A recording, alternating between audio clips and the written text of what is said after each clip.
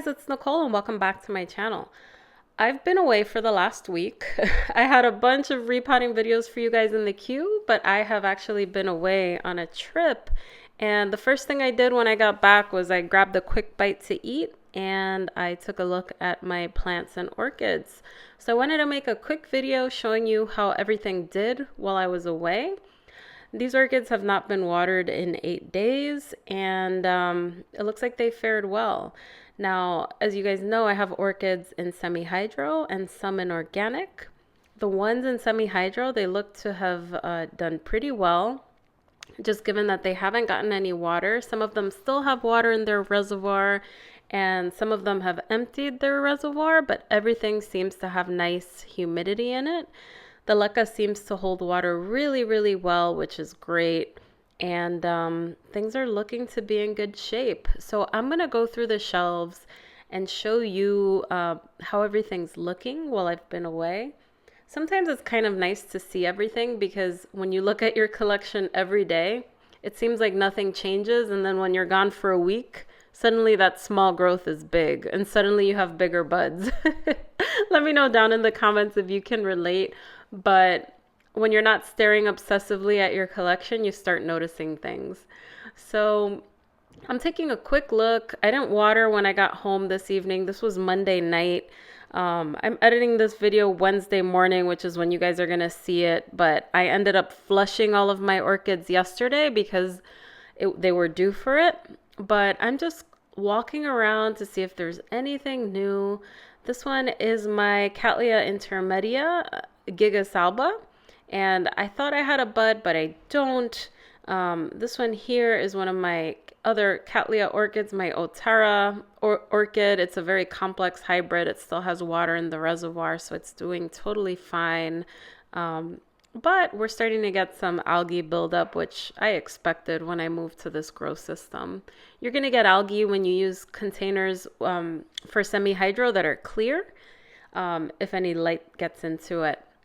Cattleya green sleeves is looking good. I kind of wish I had the original audio on when I did this video because there were a few surprises along the way. Well, down here we've got some orchids in self-watering, which I'm taking a look at, and a lot of them still have water in their reservoirs. Orchids in self-watering do tend to hold on to more water than orchids in semi-hydro with holes because the reservoir is not impeded by the Leca, so it definitely holds much more. So I'm just looking at some of my new growths. My other Cattleya intermedia cross, this one's the Clayciana, is looking good. Yellowbird is looking good. And then I gasped when I saw this one. This one's my Cattleya hippodamia. It has a little spike in there. And I held off on repotting this orchid, and you'll see why. This one's going to be complicated for me. So this orchid has just been growing out of its pot, and I don't know what I'm going to do with it. It's just growing all over the place. It won't be easy to divide. It won't be easy to pot up. I might put it in a basket. It's got a very rambly growth habit, but I'm really excited to see that spike. It's the first time it blooms for me, so I can't wait. My Digbyana looks good. And then we've got some orchids that have faded. This one's my Mari's Glory, which you guys have seen. Expected these to fade. The Mari's Glory was in bloom for like 6 weeks. My Trick or Treat also faded. That one was in bloom for more than 2 months, so it was about time for them to go away. I have a new bloom here. This was mislabeled, but it actually turned out to be the Hawaiian Charisma Hawaii, which I have. It was a pleasant surprise. I really do like that one. I was really excited for this one, and I'll show you guys the tag, but this is the first time that this orchid blooms. I was worried that it had a virus, but the blooms look good to me. And that is the ID. When I checked on it in the morning, it had a little light fragrance. It's really, really cute. It's got like veining on it and like red veins. It's so beautiful. But as you can see, that algae buildup is starting up. As I said, that's expected. And it really didn't take very long for it to start. But after a couple of months, I'd imagine most of my containers are going to get that buildup, but I did want to have clear containers so I could see where the water level was at, which I can still gauge with the algae. So I'm taking a look at the rest of my cattleyas. My Dendrobium chocolate chip is still going strong. I pinched off a couple of the spent blooms when I flushed the day after. But everything in these really big containers still had water. Some of them were half filled. So when I go on vacation, I know that those will last at least 2 weeks. Those pots are fantastic. Trick or Treat is spent. As I mentioned, you could see the last two blooms just hanging on. And my Brassavola types and the rest of the Dendrobiums and Orchids and Organic, I never really worry about those because even if they don't get watered for a while, they're very hardy. I think the phals and some of the others are a little tougher. Now I'm looking at the new growths here to see if I have any new buds, but no dice. So we'll check out some of the other shelves. Now this one is a new addition. This was actually from Orchid Classics, not a new addition, but a new bloom. That's Vanda Paki crossed with Vanda Falcata. So I was happy to see that. I left it in spike when I left, but I didn't expect the bloom yet. And these are my Vandas. My other Vandas, I know they're really dry. I don't water them till the next day, but everything looks fine. Nothing new to report here. I'm always looking to see if I have a spike or something like that. Probably won't happen till the summer.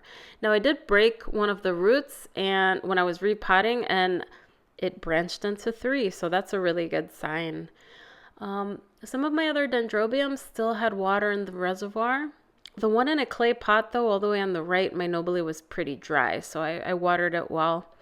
Now, my Phalaenopsis types, these were really, really dry. I watered them really well. I left some water in the trays, but Phalaenopsis don't like to be kept dry. Unlike Cattleyas and Dendrobiums, they don't have really any storage mechanisms. So I watered them straight away in the morning.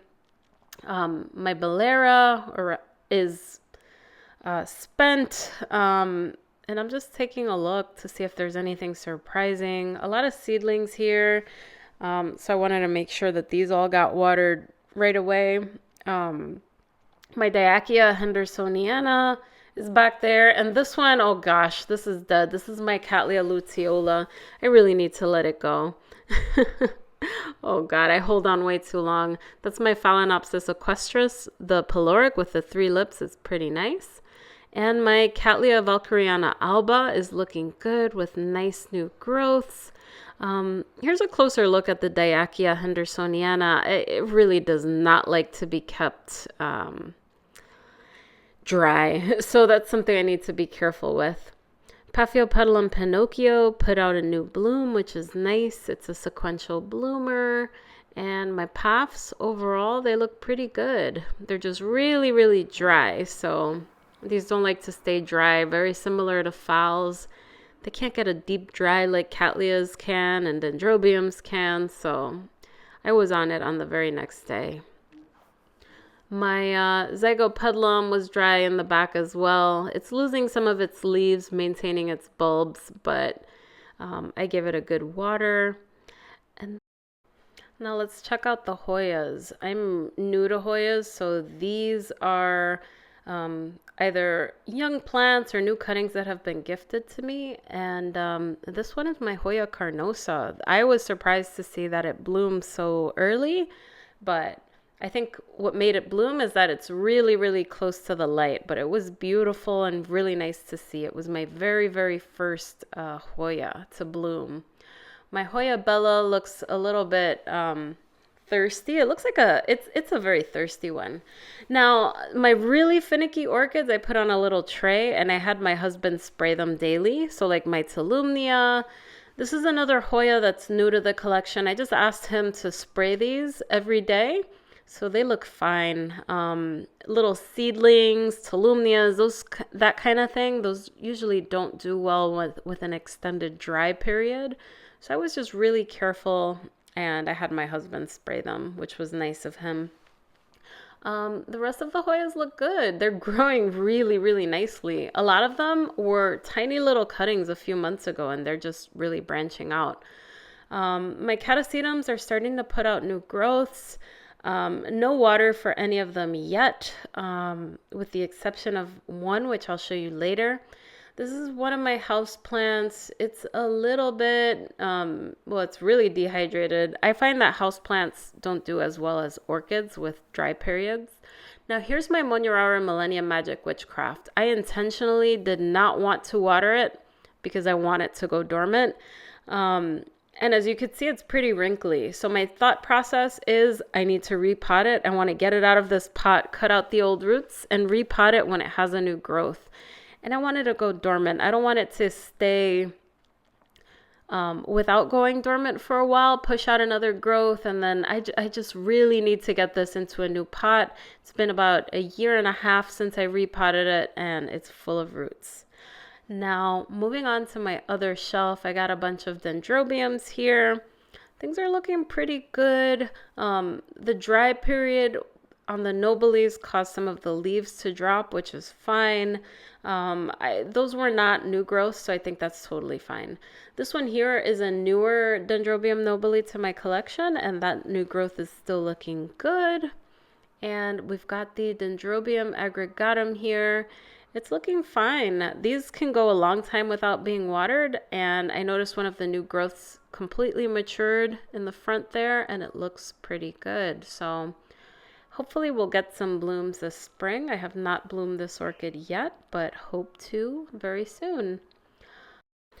My Cattleya burana Beauty burana has a new growth, and I'm looking in here to see if I see any buds. This one tends to bloom every single time it has a new growth, which is really nice. So hopefully we'll see buds soon. My Maxillaria tenuifolia is still looking good, though some of the blooms are spent. And my Maxillaria tenuifolia Yamada has put out some new blooms, and I think I gasped when I saw this because this hasn't bloomed in 2 years, and I find this a little more difficult to bloom. So I was really happy to see it. Even at night, it still smelled a little bit like coconut, which is nice. But the Maxillarias, they're really thirsty, so I watered them really well. I soaked them, and I left them in a tray of water. You can't see it, but I put a little tray inside of their pots. So they look fine. They weren't too wrinkly. These are my seedlings here and my angraecum. The angraecum has a bud that's swelling up, which is really nice to see so soon after repotting it. But it not only had one, it had another one on the other side. Now, this orchid has had a bud swelling for a while that has gone dormant, but it's got, that other one is new. The one by the root has been there for a while. So it'd be interesting to see if those ever bloom and if they can bloom together. That would be pretty nice. The seedlings are all pretty dry. The smaller the container, the quicker they tend to dry, and that's fine. But a lot of them did have humidity inside of their little cups, so that's fine.